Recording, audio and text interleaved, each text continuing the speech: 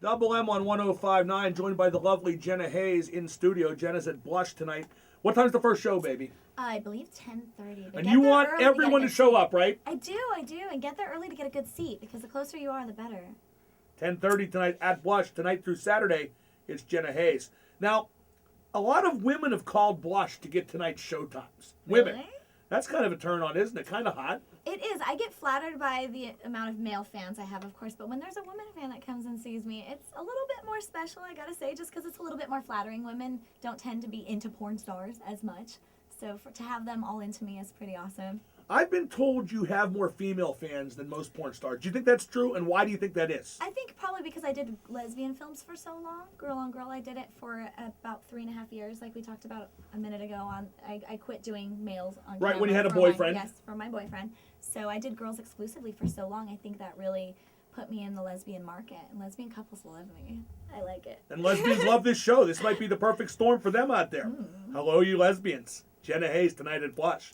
Now, and guys too. I like both. I'm a switch. We want everyone to show up at Blush tonight. That's the bottom line. We do. I want to rock that place and warm you guys all up. It's cold weather. Now, I got some questions about the beginning of your career because I've looked up some very interesting information. Nothing too embarrassing.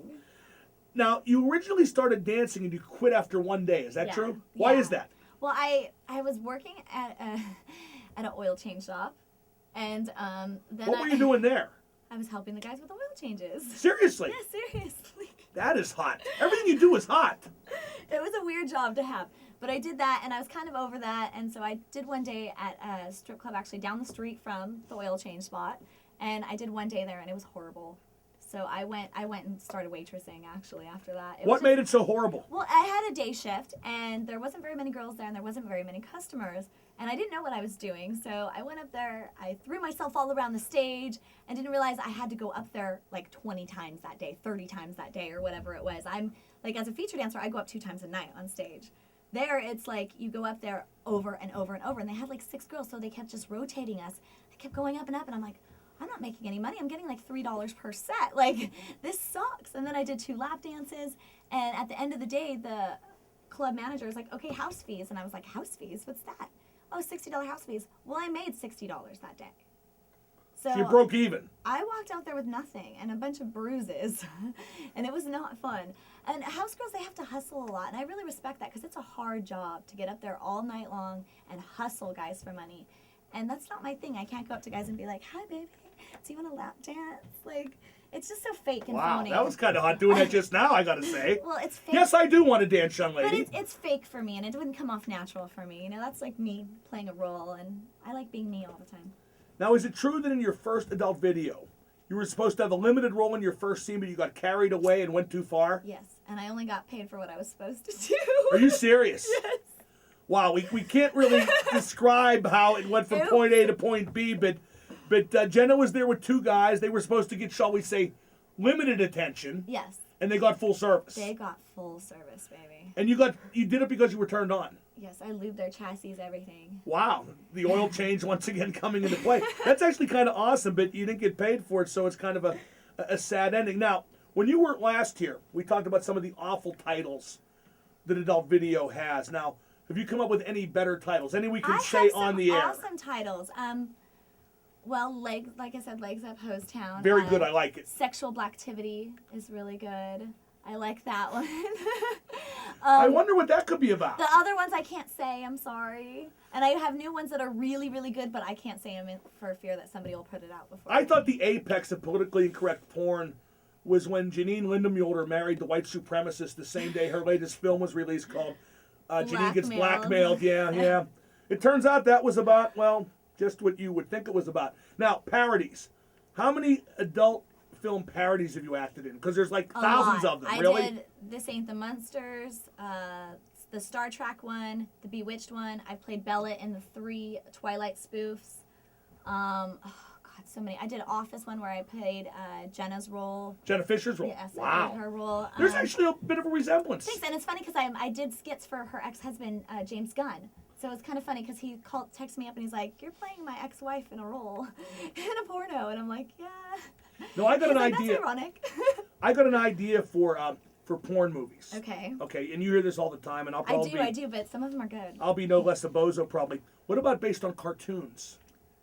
I don't know about that. They've been doing a lot of superhero ones lately, which is interesting. Well, you could do Popeye. You wouldn't even have to change the title. See, got her to laugh. What about Peanuts? You wouldn't have to change the title much. Well, you could be Peppermint Patty. Well, you could have to. Really See, she likes the idea of being Peppermint Patty. It's funny because I would be Lucy because Lucy, I call him Charlie Brown on the side. He's one of my best friends. Okay. And I always say that for Halloween he should dress up as Charlie Brown and carry around a football, and like I should go and keep like pulling it out from underneath him. Could you imagine the sex parody you could do with the pulling out the football scene, Lucy and Charlie Brown?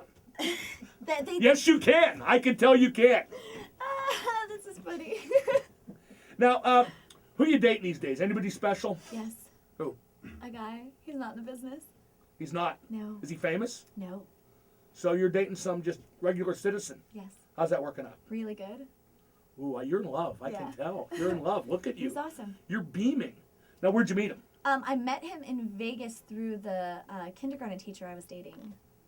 The girl kindergarten teacher I was dating. Oh, okay. So this is the friend of one of your girlfriends. Yes. She introduced us. Well, it really is the new millennium, isn't it? Now, how serious is this? And does he mind your business? It's pretty serious. He doesn't mind it. He Really? won't be doing it. No. He's pretty good.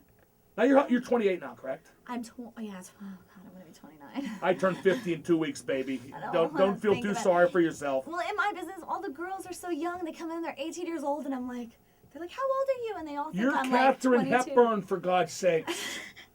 You're a Hall of Famer. You have 17 nominations by the end? But they probably will snub me. Last year I had 16 nominations, and I did not get one award.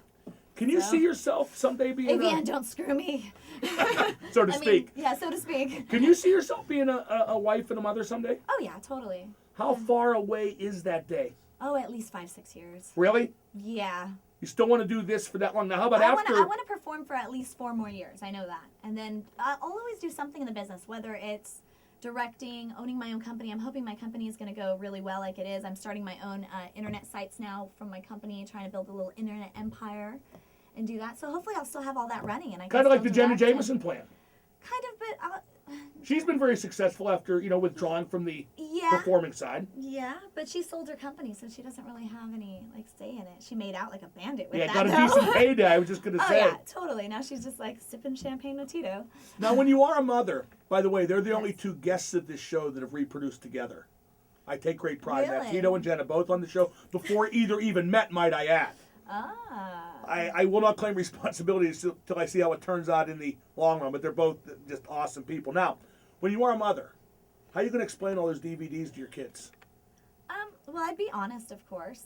I don't know if it's something I've really thought about. I don't think it's something I'm going to hide, but of course they're going to, when they get old enough, I'll tell them, this is what I've done. People will probably tell them, oh, did you know that your mom used to do this? Blah, yeah. And I'm not going to hide it. I'm going to explain to them, how it is and stuff like that, that it's a job, it's work, and we're tested, it's safe. I did it in a very responsible way, and I turned it into my own career that I'm in complete control of, Well, no, and I think the way our society is now. I'm not one of those girls that's getting walked all over, you know what I mean? It's not an ashamed thing for me. For me, it's I'm not sure it should be an ashamed thing for anybody. I mean, it's going so mainstream. You see, you were in, by the way, a mainstream movie. Didn't even tell me about it. The sequel to Crank. Yes. But you were a porn star on strikes. It was kind of typecasting. Yes, and you know what? That's what I think. It's when a porn star's finally cast as something other than a porn star, an escort, a stripper, something like that, I'll be impressed. Everyone's always been every interview I do, everyone's like, "What do you think about Sasha Grey?" And I'm like, "Well, it's great for her and it's amazing because it leaps boundaries for our industry, but at the same time, she's typecast as an escort. It's not that far of a reach. On Entourage, she's cast as Sasha Grey. She's herself. She's a porn star. Yeah, I want to see a porn star get cast as a teacher or something. Like Katharine Hepburn. Katharine Hepburn did porn. Not a lot of people know that. Jenna, you've been lovely as always. Thank you so much. Thank you very much. And I hope to see everybody tonight at Blush or tomorrow night or Saturday night. And if you don't have a chance to see me, you can always see me 24 hours a day at jennahaze.com. You know what's amazing? I forgot we did plugs because last week Lupe and Evan just did plugs. I mean, they literally got 500. No. I always throw it in at the end.